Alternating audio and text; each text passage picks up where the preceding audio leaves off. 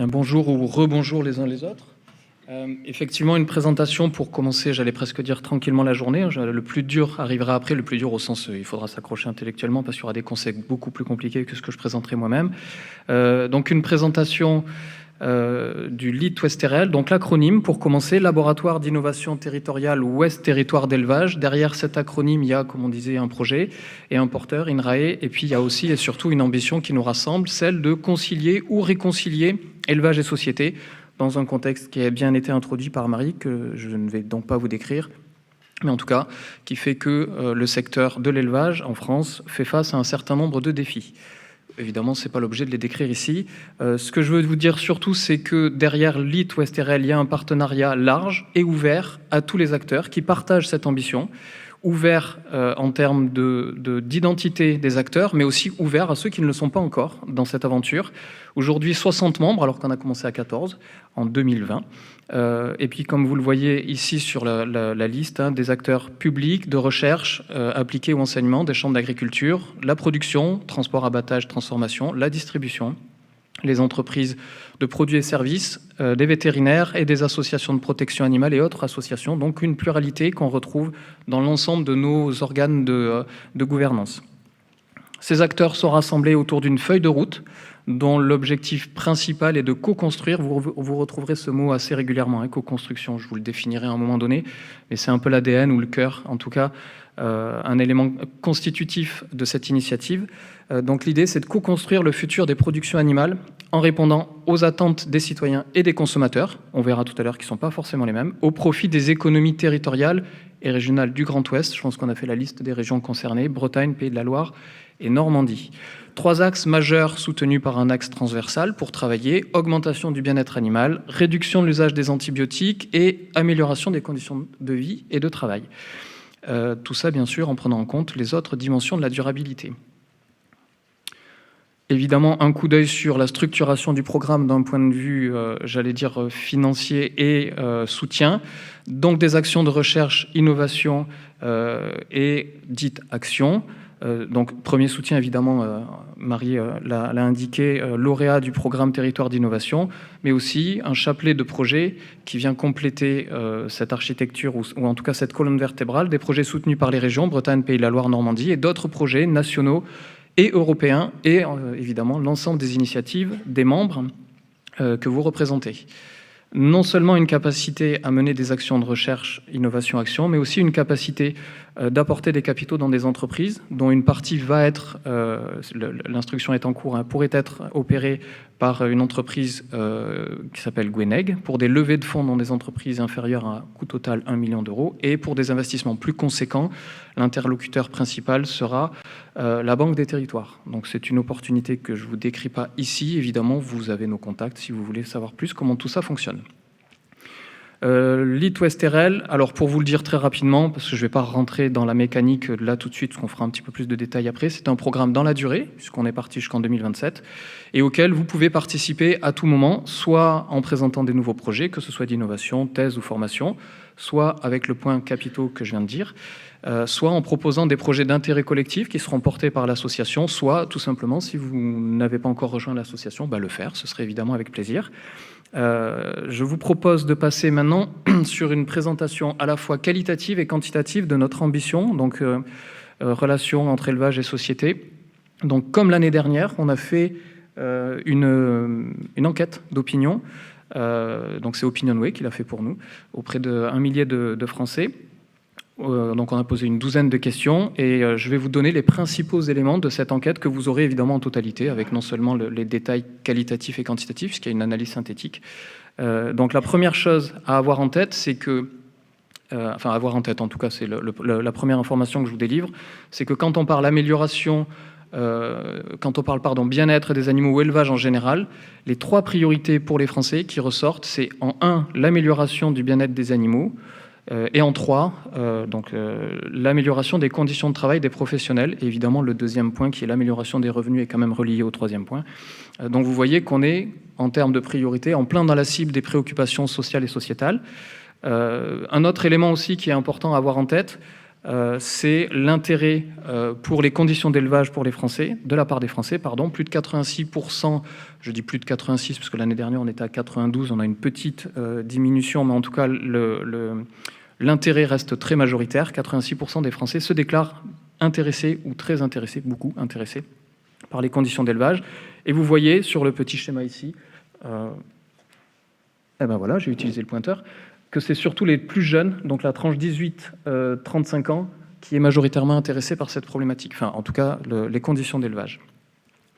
A contrario, plus de 60% des Français déclarent mal connaître les conditions d'élevage en France, et c'est en particulier vrai dans les tranches d'âge les plus hautes, à partir de 50 ans. Pas de différence significative, intéressant à avoir en tête, entre les zones d'habitation ou type d'agglomération, c'est-à-dire que ce que je vous dis, c'est vrai pour à la fois les populations rurales ou les populations urbaines, voire très urbaines, puisque les grandes agglomérations françaises étaient dans le panel, évidemment. Quant à l'opinion sur les conditions d'élevage, si la tendance est à l'amélioration, en tout cas par rapport à l'année dernière, puisqu'on a un plus 6%, c'est pas tellement ça qu'on va regarder la dynamique, de plus 6% de considération positive des conditions d'élevage, 43% restent dans une opinion plutôt mauvaise, voire très mauvaise, et encore une fois, on retrouve les jeunes, la tranche 18-34 ans, ici, surreprésentée. Et les trois principales raisons, si on doit en retenir que trois, mais vous en avez presque une dizaine qui ont été passées au crible dans ce questionnaire. Les trois principales raisons, premièrement, la perte de conscience non systématique avant l'abattage, la deuxième, la trop forte densité, et la troisième, accès à l'extérieur. Donc ce sont des priorités que vous retrouvez dans le cadre de nos travaux litho-stériles.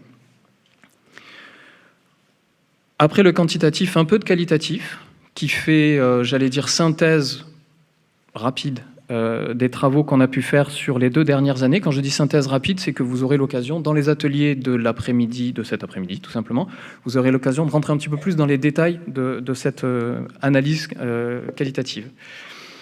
Donc un travail qui a été mené donc avec Clémence, Morgane et Justine, que je remercie évidemment, j'en profite pour les remercier maintenant, parce qu'après je risque d'oublier dans le flot, pour le travail qu'elles ont réalisé tout au long des 2 dernières années. Et là, en l'occurrence, un petit focus sur les travaux qu'on a fait, discussion entre citoyens et éleveurs sur la notion de bien-être animal. Première question qu'on a pu se poser, c'est pourquoi un tel intérêt des citoyens pour le sujet du bien-être animal? La réponse qu'on a pu avoir, encore une fois, je parle de données qualitatives, c'est que le bien-être animal est une manifestation du rejet de l'industrialisation du vivant. Donc je vous ai mis une illustration de voiture, en gros pour dire, et c'est ce qu'on a entendu, on ne produit pas des animaux comme on produit des voitures. On ne produit pas le vivant, on ne devrait pas produire le vivant sur les mêmes standards que ceux de l'industrie inerte, je vais dire ça comme ça. Et la définition de l'industrialisation du vivant, c'est la recherche de la seule performance économique au détriment des facteurs du vivant. Donc ce n'est pas un rejet de l'élevage en tant que tel qu'on identifie, mais par contre c'est un refus de la recherche de la performance avant tout, et en particulier, donc vous avez quelques petits détails ici des facteurs d'optimisation. Quand on a dit ça, donc on a une forme de regard critique du citoyen sur les conditions de production. A contrario, le consommateur a tendance, lui, à privilégier des produits issus de production qu'il critique. Donc vous avez une très jolie illustration d'une illustratrice qui a suivi des ateliers avec nous, qui illustre cette schizophrénie. Et cette schizophrénie a une conséquence, ça entraîne une fatigue et une crispation du milieu professionnel, qu'on peut comprendre. Mais pour autant, est-ce que ça rend le point de vue citoyen inaudible ou injustifié? On peut le qualifier comme on veut. Donc ce qu'on a fait, c'est qu'on a mis en regard en tout cas des définitions du bien-être animal, les définitions citoyennes, académiques et professionnelles, pour voir comment les unes les autres se parlaient et se complétaient. On trouve, en tout cas de façon qualitative encore une fois, qu'il y a convergence entre la vision bien-être animal ou la définition qu'on peut se donner du bien-être animal chez les citoyens et les académiques, avec un point qui va faire presque convergence entre ces deux pôles-là, qui est la notion, ou en tout cas l'importance ou l'intérêt qu'on doit accorder à la prise en compte des états mentaux. Et donc on retrouve ça dans le sujet de la journée. C'est aussi pour ça qu'on a choisi ce sujet-là pour cette 2e édition. C'est le point de convergence entre le point de vue citoyen et académique, avec d'autres points aussi, mais qu'on connaît mieux, je vais dire ça comme ça, c'est-à-dire l'absence de souffrance, la bonne relation avec les animaux, et puis les définitions plus académiques, avec un état physique et mental positif de l'animal lié à la satisfaction de ses besoins. côté professionnel, sans que ce soit une opposition, parce que je pense que chacun a des justifications ou des bonnes raisons d'avoir sa définition. Encore une fois, c'est de façon générale, ce que je vous dis là. La définition de bien-être animal se focalise plutôt sur le fait de « je respecte une réglementation, donc je fais du bien-être animal ». Ou alors, les animaux produisent bien, donc par définition, ils sont bien. Pour autant, donc je vous ai dit, il y a une forme de schizophrénie entre citoyen et consommateur. Quand on est dans une lecture économique de la chose, évidemment, il faut qu'on regarde ce que le consommateur est capable de faire par rapport à ce que le citoyen fait. Est-ce que ces deux profils sont en train de converger? On n'a pas vraiment la réponse. En tout cas, d'un point de vue déclaratif, clairement ressort de façon qualitative et de façon quasi systématique l'envie de consommer moins mais mieux. Est-ce que ça se traduit dans les faits? Moi, je ne suis pas capable de le dire. D'ailleurs, on a une étude qui est en cours sur les comportements, l'analyse des comportements de consommation, avec des premiers éléments qui peuvent nous dire que peut-être que ça se regarde, cette convergence. Voilà pour ce point qualitatif-quantitatif autour de l'ambition. Je vais rentrer dans les travaux thématiques et les principaux résultats sur la période 21-22. Ça va aller un petit peu vite. L'important, c'est pas de vous donner la profondeur, mais c'est que vous voyez l'étendue des sujets que nous couvrons. Les ateliers seront là aussi pour consolider les éléments plus précis.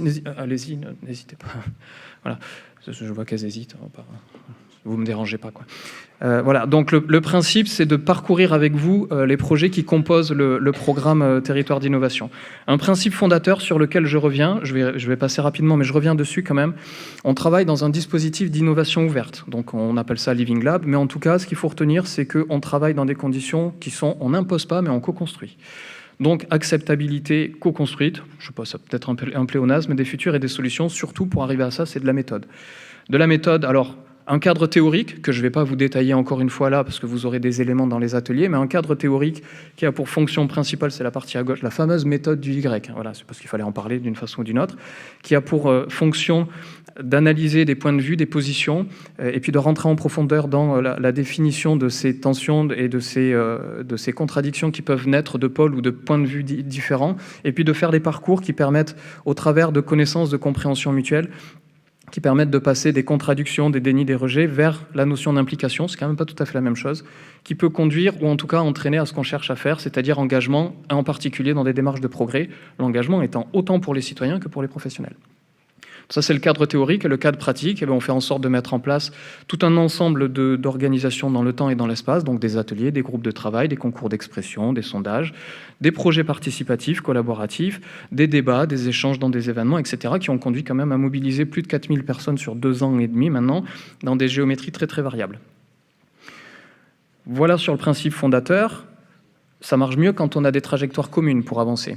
Donc on a comme colonne vertébrale de notre travail créé, en partenariat avec l'association Étiquette Bien-être Animal, ce qu'on appelle des référentiels techniques, c'est-à-dire qu'on s'est donné la définition commune, une définition commune de ce que pouvait être le bien-être animal, selon des niveaux d'exigence croissants sur les principales espèces, ce que j'ai peut-être oublié de dire au départ, 3 espèces, porc, bovin et volaille, mais je pense que vous l'avez tous en tête, au stade de l'élevage et du transport à l'abattage, et l'idée c'est, au travers de ce référentiel, d'identifier les freins et leviers pour continuer à progresser, et c'est ça qui constitue notre programme. Aujourd'hui, référentiel volaille est opérant depuis 2020, le référentiel porc depuis 2022, et on a commencé à travailler sur bovins et œufs. Voilà pour la trajectoire. Évidemment, je ne rentre pas dans le détail de ces référentiels qui contiennent entre 200 et 250 critères à regarder à chaque fois, évidemment.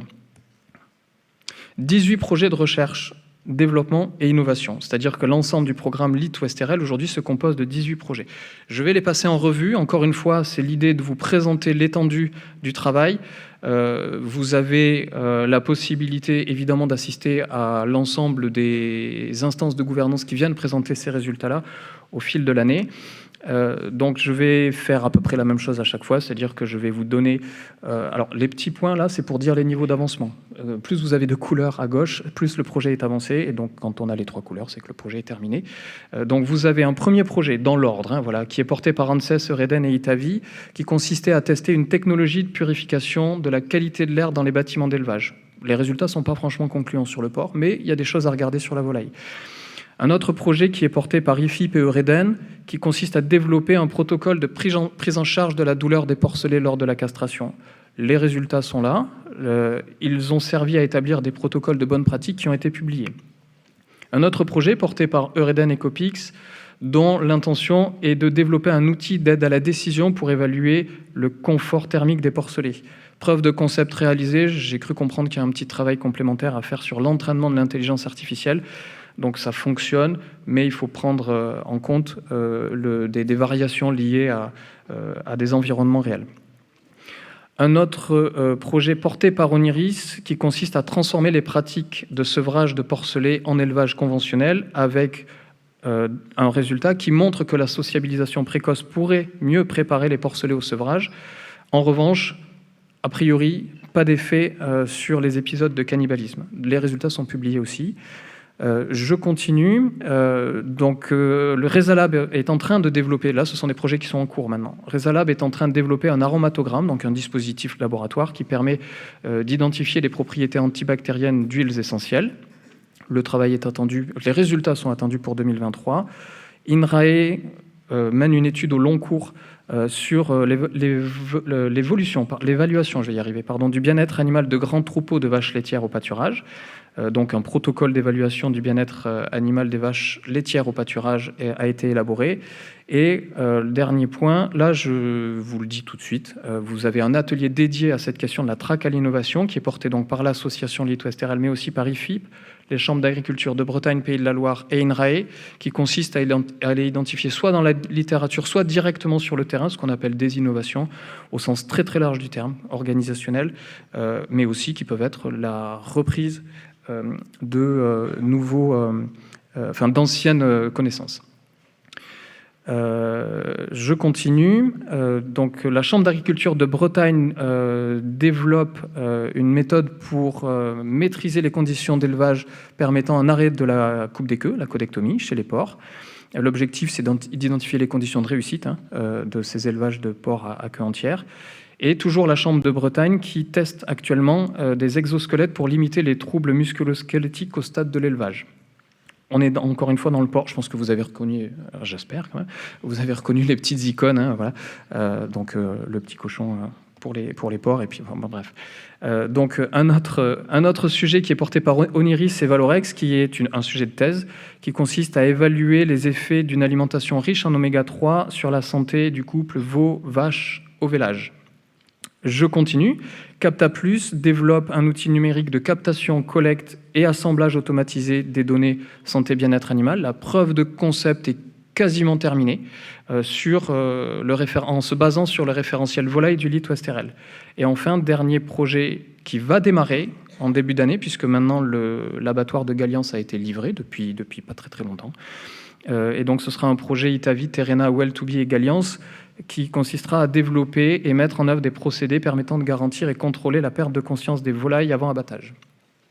3 projets qu'on va proposer au prochain comité de suivi pour insérer donc dans ce programme-là. 3 projets qui ont le même objectif, mais déclinés sur 3 espèces différentes, donc volailles, porcs et bovins, portés par les instituts techniques IFIP, Itavi et IDEL, avec le soutien et l'appui de la Chambre d'agriculture de Bretagne, qui consistera à développer des outils d'évaluation multicritères, avec comme intention de réaliser une évaluation d'impact des facteurs clés d'amélioration du bien-être animal sur la performance des élevages, et en particulier les autres critères de performance économique, environnement, santé et conditions de travail. L'association Lit-Ouest-RL est aussi partenaire de 3 projets. Un projet européen, Codex, porté par l'Université de Pise, qui vise à faciliter l'accessibilité aux technologies et aux services numériques en développant des analyses objectivées des coûts et des bénéfices. Un autre projet dont l'annonce a été faite hier, il me semble, qui s'appelle Programme PEPR numérique, est porté par INRAE et INRIA, et dont l'objectif est de travailler sur intelligence artificielle et technologies pour évaluer et générer et évaluer des indicateurs pertinents pour la mesure du bien-être animal. Et enfin, un projet Tetrae, porté par Oniris, en Pays de la Loire, dont l'objectif est d'étudier les dynamiques des élevages bovins en Pays de la Loire avec une approche croisée, politique publique et gestion des exploitations. C'est aller vite, je vous l'accorde. L'important, c'est que vous voyez la pluralité des sujets, que vous voyez l'intensité ou le dynamisme avec lequel on travaille, collectivement évidemment, parce que un grand nombre d'entre vous travaillent à ces sujets-là, et évidemment, vous aurez la possibilité de rentrer dans les détails de ces contenus en allant voir les publications, mais aussi en se rapprochant de nous tout au long de l'année. Des projets de recherche, mais aussi des projets de co-construction. Donc là, il y en a 14, donc ça va aller vite encore en termes de contenu. Les ateliers vous permettront aussi de rentrer plus en détail sur ce travail de co-construction.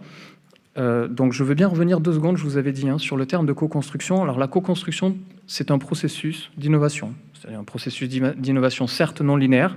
Après, l'idée, c'est pas de tourner en rond en permanence, quand même. À un moment donné, il faut qu'on sorte quelque chose. Mais en tout cas, il y a une idée d'itération et de processus non linéaire, et surtout, et aussi d'impliquer l'ensemble des parties prenantes concernées par la problématique. Et nous, quand on parle d'ensemble des parties prenantes, c'est à l'image de notre partenariat, c'est-à-dire de la production jusqu'à la consommation, en passant par l'enseignement, par la recherche, les instituts techniques et l'ensemble des partenaires. Je vous ai mis des petits logos, c'est pas pour la qualité du réseau, c'est juste pour dire l'état d'avancement des projets. On va rentrer dans les projets. Donc, je vais les passer en revue encore une fois sur le même schéma, c'est-à-dire vous donner les enjeux. Je ne vous parle pas du tout du processus mécanique, méthodologique, etc. On pourra revenir dessus dans la discussion si vous le souhaitez, mais en tout cas, le schéma va être le même. Les enjeux et puis les principaux résultats quand on les a, puis d'autres sujets qu'on n'a pas encore lancés, donc vous aurez les objectifs qu'on s'est donnés. Donc on a travaillé à identifier et co-construire des solutions qui favoriseraient les alternatives à la castration à vif déporcelé. Un travail qui nous a permis de rassembler l'ensemble des acteurs de la filière et qui a sorti 15 pistes d'action, dont 5 ont été jugées prioritaires. Sur les 5, il y en a une qui a été, je vais dire, résolue, c'est-à-dire qui a porté ses fruits au sens un protocole existe, qui est un protocole médical de castration qui a été publié. 3 actions sont en cours, travail sur les bonnes pratiques de conduite du mal entier, développement d'un prototype de détection d'odeur de mal entier au moment de l'abattage et une enquête accessibilité de l'immunocastration chez les professionnels et chez les consommateurs. Je vous passe l'action en stand-by, puisqu'elle est en stand-by.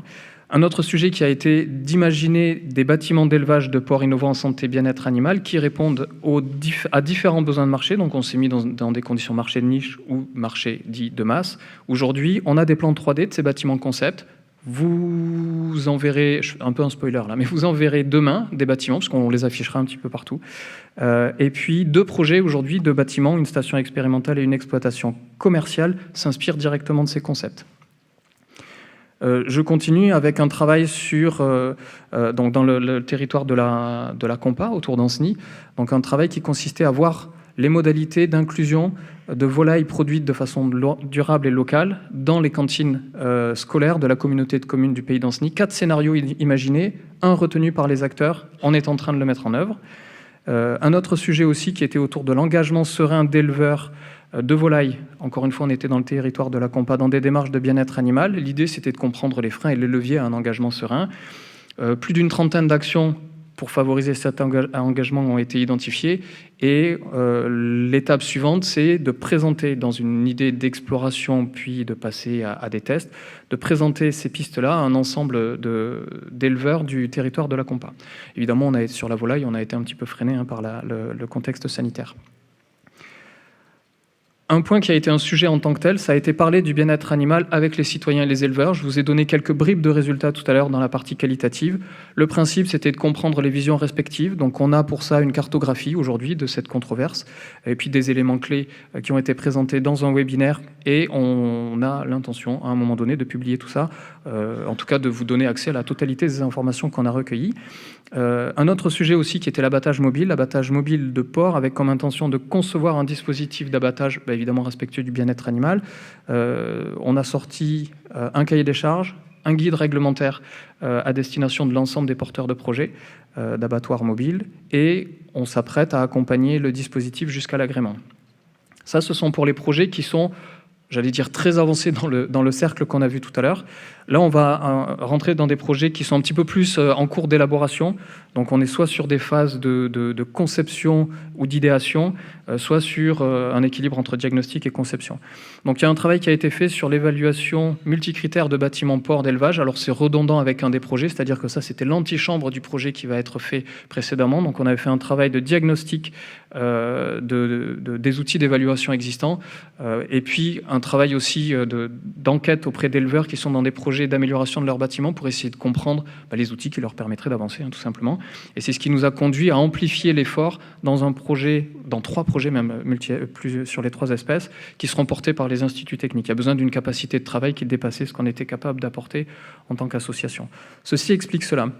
Un autre point aussi, un autre travail qui est en cours sur la visitabilité, pardonnez-moi le néologisme, voilà, un terme qui n'existe pas, mais je pense que vous comprendrez, comment améliorer les conditions de visite des exploitations, à la fois pour les éleveurs et pour les visiteurs.